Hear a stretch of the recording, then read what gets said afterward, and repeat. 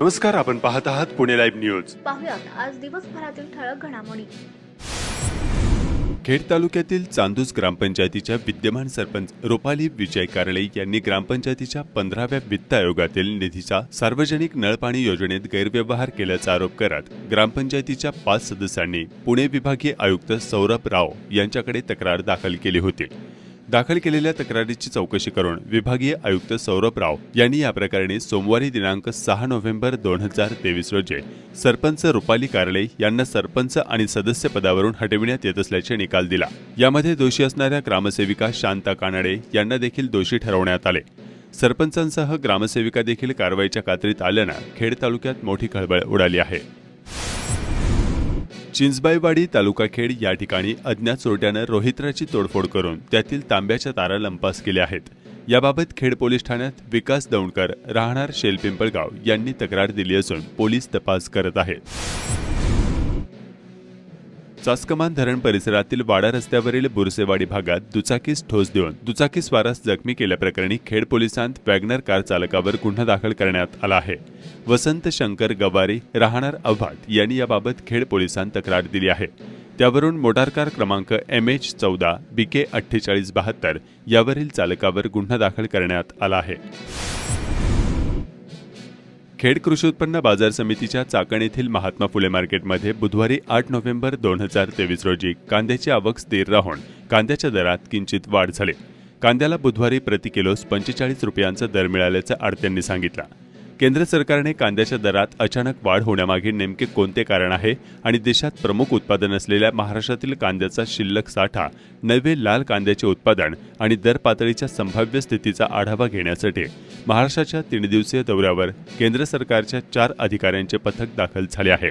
हे केंद्रीय पथक खेड आणि आंबेगाव या ठिकाणी भेटी देऊन कांद्याच्या स्थितीची माहिती घेणार असल्याचा कृषी आयुक्तालयाकडून माध्यमांना सांगण्यात आलं.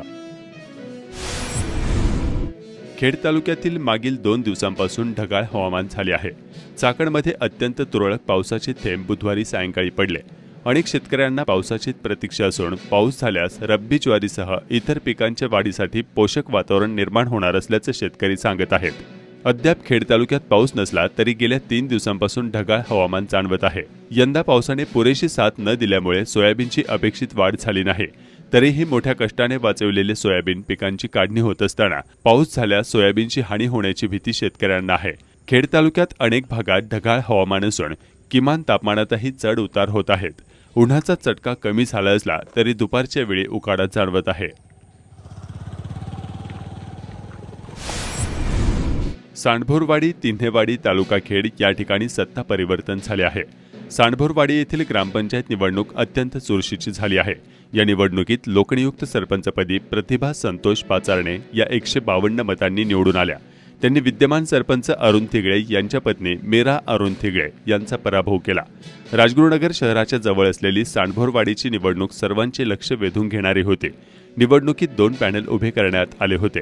पॅनल प्रमुख सरपंच तथा राजगुरुनगर सहकारी बँकेचे माजी उपाध्यक्ष अरुण थिगळे यांनी त्रिलोकेश्वर महादेव पॅनल उभा केला होता. तर माजी सरपंच कविता पाचारणे यांच्या नेतृत्वाखाली जानुबाई बापदेव वाघोबा महाराज पॅनल उभा केला होता.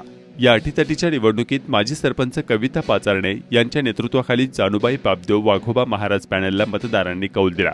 यामध्ये 11 सदस्यांपैकी 6 सदस्य निवडून आले. नुकत्याच झालेल्या ग्रामपंचायत निवडणुकीत खेड तालुक्यात भाजपने देखील मुसंडी मारली आहे. भाजपने तब्बल 6 ग्रामपंचायती ताब्यात घेतल्याचा दावा भाजपच्या पदाधिकाऱ्यांनी केला असून अनेक ठिकाणी भाजपने राष्ट्रवादी आणि शिवसेना शिंदे गटाशी लढत देऊन तालुक्यात मागच्या तुलनेत यश संपादन केल्याचं भाजपच्या पदाधिकाऱ्यांनी सांगितलं आहे. भाजपचे माजी जिल्हा परिषद सदस्य अतुल देशमुख यांच्याकडे याबाबत विचारणा केली असता नुकत्याच झालेल्या निवडणुकीत तालुक्यातील 6 ग्रामपंचायती भाजपकडे आल्याचं त्यांनी सांगितलं आहे. खेड तालुक्यात अनेक ठिकाणी शेतकरी गावरान लसणाची लागवड करत असल्याचं चित्र पाहावयास मिळत आहे.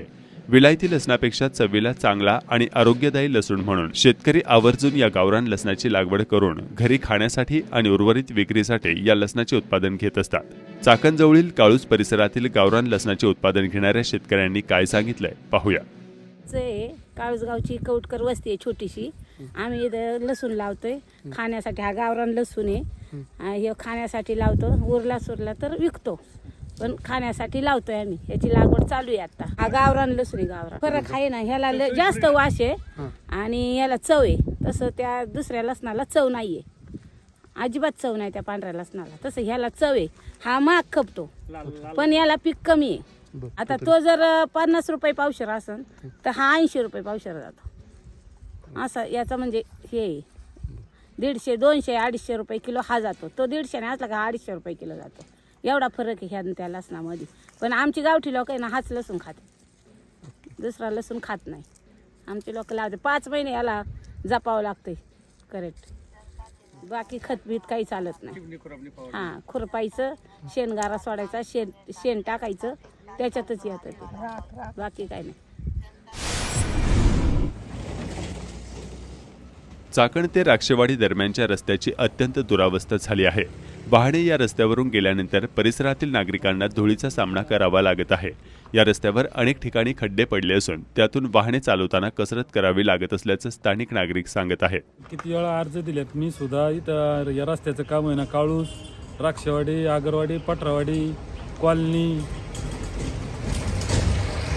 त्यांची काही दखलच घेत नाही अजिबात. हे बघा फोपाटा किती आहे, आता तुम्ही पाहिलाच नाही किती लोक येतात, किती पडतात, किती खड्डे झालेत. नाव राजेश शांताराम पाटरे.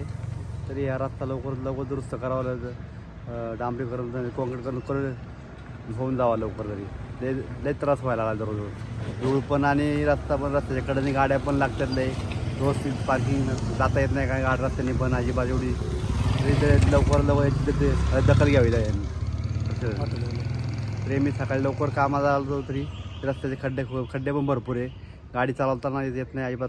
तरी चाकण तळेगाव रस्त्यावर वाहतूक कोंडीची समस्या जटिल झाली आहे. सायंकाळी या रस्त्यावर अनेकदा खूप मोठी वाहतूक कोंडी होत आहे. चाकण ते खराबवाडी दरम्यान आज बुधवारी सायंकाळी वाहनांच्या अशा लांबलचक रांगा लागल्या होत्या.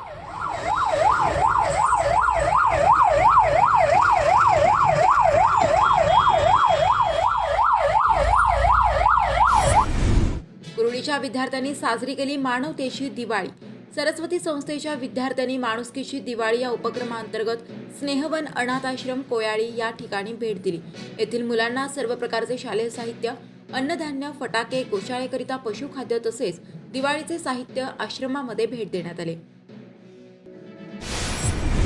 खेड तालुक्यातील 12 ग्रामपंचायतीच्या 17 रिक्त जागांच्या पोटनिवडणुकीत 10 जागा बिनविरोध झाल्या तर 7 ग्रामपंचायतीच्या 8 जागांसाठी मतदान झाले.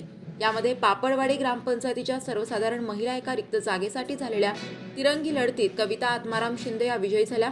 रेटोडी ग्रामपंचायतीच्या एका जागेसाठी झालेल्या दुरंगी लढतीत प्रभा आनंदा रेटोडे विजयी झाल्या. अहिरे ग्रामपंचायतीच्या एका जागेवर झालेल्या दुरंगी लढतीत सुनंदा अनिल आहेरकर विजयी झाल्या. शेलू ग्रामपंचायतीच्या 2 रिक्त जागांपैकी सूरज संतोष सांडभोर हे बिनविरोध निवडून आले तर सर्वसाधारण एका जागेसाठी झालेल्या निवडणुकीत 96 मते मिळवत रुपाली संदीप पडवळ विजयी झाल्या. केळगाव ग्रामपंचायतीच्या 2 रिक्त जागांसाठी झालेल्या निवडणुकीत पार्वती शंकर म्हस्के व सुधीर बबनराव वहिले यांनी बाजी मारली. तुरपुडी खुर्द ग्रामपंचायतीच्या दुरंगी लढतीत रोहिणी विलास खंडाकडे विजयी झाल्या. ढोरे भांबुरवाडी ग्रामपंचायतीच्या 2 रिक्त जागांपैकी रोहिणी चेतन ढोरे यांची बिनविरोध निवड झाली तर दुरंगी लढतीत विशाल शिमाजी कोतवाल विजयी झाले. शिंदे ग्रामपंचायतीमध्ये सगुंदा केनबाऊ मेंगडे या बिनविरोध निवडून आल्या. नाणेकरवाडी ग्रामपंचायतीच्या 2 रिक्त जागांसाठी बाळू नंदाराम नाणेकर आणि पल्लवी सुरेश परदेशी यांची बिनविरोध निवड झाली. आंबोली ग्रामपंचायतीवर कैलास नामदेव शिंदे यांची बिनविरोध निवड झाली. मोई ग्रामपंचायतीच्या एका रिक्त जागेवर सोमनाथ काशीनाथ गवारी यांची बिनविरोध निवड झाली. कुरुळी ग्रामपंचायतीच्या 3 जागांच्या पोटनिवडणुकीत दीपक आबाजी मुरे, शिवगंगा विजय सोनवणे आणि सुनीता उमेश बागडे यांची बिनविरोध निवड झाली. अभ्यासाबरोबर विद्यार्थ्यांना शिवरायांच्या पराक्रमाची माहिती व्हावी, माती, चिखल, दगड अशा निसर्गातील वस्तूंमधून चांगल्या देखण्या कलाकृती तयार करू शकतो याची माहिती व्हावी या उद्देशातून खेड तालुक्यातील काळूस भागातील टेमगीरवाडी येथील 1ली ते 4थीच्या विद्यार्थ्यांनी अत्यंत आकर्षक किल्ले उभारले आहेत. ABL म्हणजेच ॲक्टिव्हिटी बेस्ड लर्निंग या माध्यमातून ज्ञानदान करणारी खेड तालुक्यातील ही पहिली शाळा असल्याचे येथील मुख्याध्यापक आणि शिक्षकांनी सांगितले. नमस्कार, मी वाटेकर रामकृष्ण देवराम, जिल्हा परिषद प्राथमिक शाळा टेमगिरवाडी या ठिकाणी सहशिक्षक म्हणून काम करत आहे. जिल्हा परिषद शाळा टेमगिरवाडी हे की वेगळी तालुक्यातली नव्हे तर जिल्ह्यातली अशी की वेगळी शाळा आहे की त्या ठिकाणी ॲक्टिव्हिटी बेस्ड लर्निंग दिलं जातं. मुलं प्रत्यक्ष कृतीतून शिकवतात. त्यामध्ये मुलांचे संबोध क्लिअर होण्यासाठी कन्सेप्ट क्लिअर होण्यासाठी मुलांना प्रत्येक गोष्ट ही कृतीतून शिकवली जाते. आपण पाहिलं तर मुलांना जर भूगोल शिकवायचा आहे, इतिहास शिकवायचा आहे, शिवाजी महाराजांचा इतिहासातील किल्ले शिकवायचे असेल तर आपण प्रत्यक्षात त्यांना आपल्या भारत देशातील, महाराष्ट्रातील भूरूपांची पहिली ओळख करून दिली जाते. त्यासाठी आम्ही भारताचा नकाशा बनवलेला आहे आणि भारताच्या नकाशामध्ये त्या ठिकाणी सह्याद्रीची पर्वतरांगा, त्याच्या उपरांगा, भारतातील हिमालय पर्वत, ह्या संपूर्ण उठावाचे नकाशे आम्ही तयार केलेले आहे. आणि त्यानुसार नंतर महाराष्ट्राचा नकाशा, पुणे जिल्ह्याचा नकाशा आणि खेड तालुक्याचा नकाशा, असे नकाशे आम्ही या ठिकाणी बनवलेले आहेत. आणि त्यानंतर मग शिवाजी महाराजांचा इतिहास शिकवत असताना तोरणा किल्ला असेल, त्या तोरणा किल्ल्याची प्रत्यक्ष जी प्रतिकृती आहे ती प्रतिकृती आम्ही त्या ठिकाणी तयार केलेली आहे. त्यानंतर तो शिवाजी महाराजांचा इतिहास शिकवताना आम्ही प्रत्यक्ष त्या ठिकाणी मुलांना नेतो आणि त्या ठिकाणी तोरणा किल्ला कसा जिंकला असेल, त्याची आकृती कशी असेल, त्याची प्राकृतिक रचना कशी असेल, याचं प्रत्यक्ष माहिती मुलांना त्या ठिकाणी दिली जाते. त्याच्यानंतर जवळच असलेला राजगड किल्ला, हा राजगड किल्ला हा जवळ होता, मुरुंब देवाच्या डोंगरावर होता, तो कसा आहे तो तिथं प्रत्यक्ष दाखवला गेलेला आहे. त्याच्यानंतर नंतर ह्या किल्ले जिंकल्यानंतर जावळ्यांची मोऱ्यांची रायरी होती, तो रायरीचा रायगड किल्ला होता, तो आम्ही त्या ठिकाणी प्रत्यक्ष भूरूपावरती उठावाच्या नकाशामध्ये दाखवलेला आहे. त्याच्यानंतर अशा प्रकारे संपूर्ण किल्ले जे आहेत हे किल्ले आम्ही आमच्या परिसरामध्ये शालेय मैदानामध्ये तयार केले आहे. आणि प्रत्यक्ष मुलांना इतिहास शिकवताना हा आम्ही प्रत्यक्ष विद्यार्थ्यांना त्या मैदानावरती नेतो आणि त्या ठिकाणी तो इतिहास प्रत्यक्ष कृतीतून आम्ही मुलांना समजून देतो. मी सौ छाया राजू शिंदे, शाळा प्रमुख, जिल्हा परिषद प्राथमिक शाळा टेमगिरवाडी. तर आमची ही शाळा द्विशिक्षकी शाळा आहे. शाळेचा पटही आमचा एक 70 ते 80च्या आसपास होता. सध्या थोडासा पट कमी आहे, कमी नाही म्हणजे 63 पट आहे. आणि आमची ही शाळा ABLची शाळा म्हणूनच आम्ही म्हणजे शिक्षण पद्धती सगळी ABL पद्धतीतून राबवतो. ABL ॲक्टिव्हिटी बेस्ड लर्निंग म्हणजे कुठलाही विषय असेल, भाषा, गणित, इंग्रजी, इतिहास, परिसर, जसं आत्ता सरांनी सांगितलं की आम्ही इतिहास, भूगोल, किल्ले, नकाशे हे सगळं आम्ही प्रत्यक्ष मैदानातूनच मुलांना मुलांच्या म्हणजे मुलं आणि आम्ही आमच्या म्हणजे दोघांच्या संपर्कातून आम्ही नकाशे तयार केले.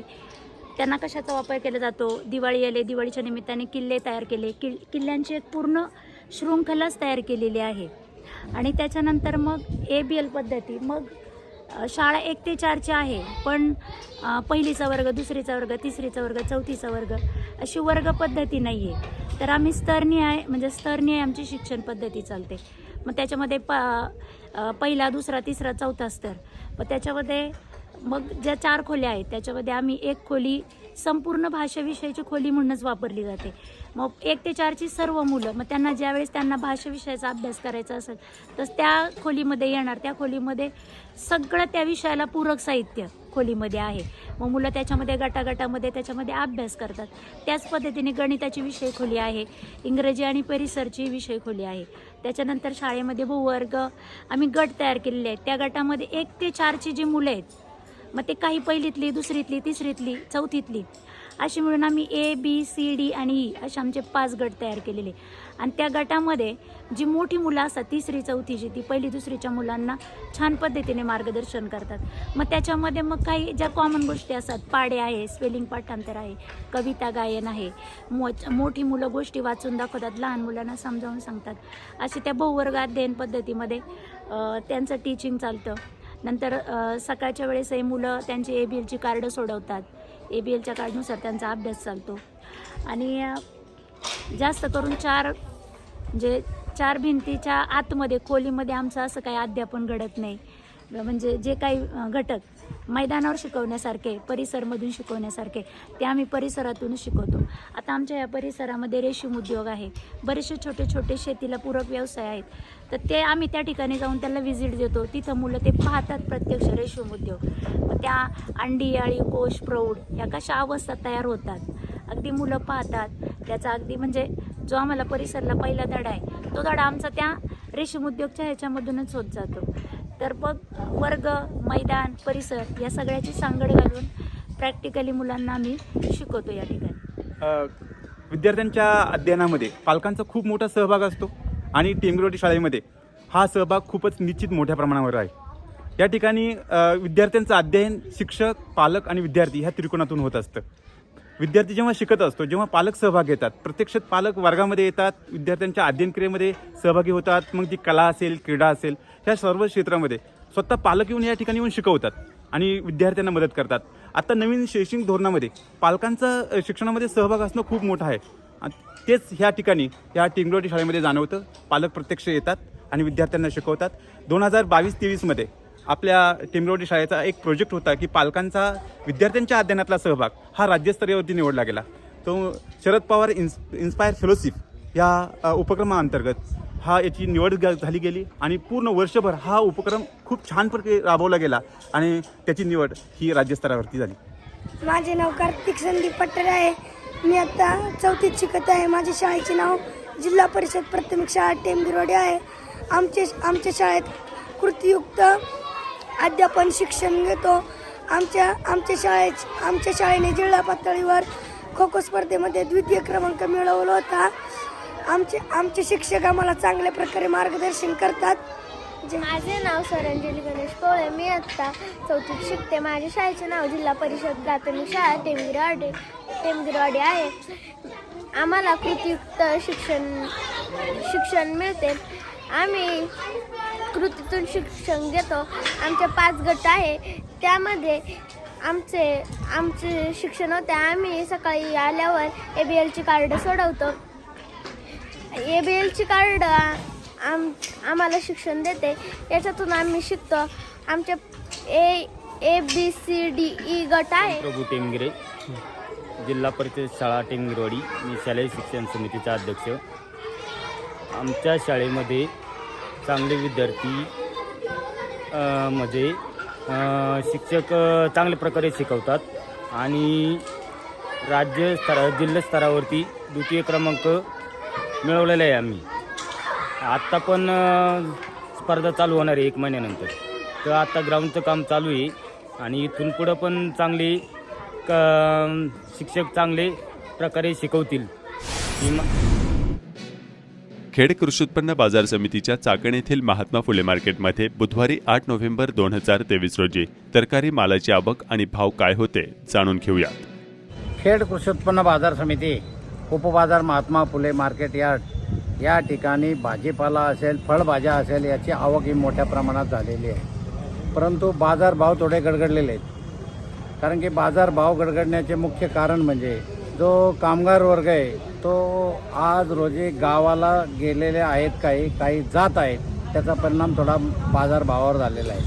आज रोजी कृषी उत्पन्न बाजार समितीमधील महात्मा फुले मार्केट या ठिकाणी गेट नंबर 3 या ठिकाणी जे आडते गाळाधारक या ठिकाणी माल विकत होते त्यांना सर्व आडत्यांना मोकळ्या जागेमध्ये नेण्यात आले आहे. मोकळ्या जागेत नेण्याचे मुख्य कारण म्हणजे शेतकऱ्याला न्याय मिळावा, त्याच्या मालाला योग्य बाजारभाव मिळावा, त्यासाठी हे संतुलन राखण्यासाठी बाजार मोकळ्या जागेमध्ये नेलेला आहे. त्यामुळे आज या ठिकाणी एवढी मंदी असून सुद्धा काही प्रमाणात बाजारभाव थोडे स्थिर झालेले आहेत. उदाहरणार्थ कोबी असेल, कोबी 5 ते 6 रुपये किलो आहे. फुलावर असेल, फुलावरसुद्धा 7 ते 10 रुपये किलो आहे. त्यानंतर वांगे असेल, वांग्याचे भाव तर मागच्या आठवड्यापासून डाऊन झालेले आहेत. वांगी 10 ते 15 रुपये किलो आहे. तांबाटी 10 ते 15 रुपये किलो आहे. कारली 10 ते 20 रुपये किलो आहे.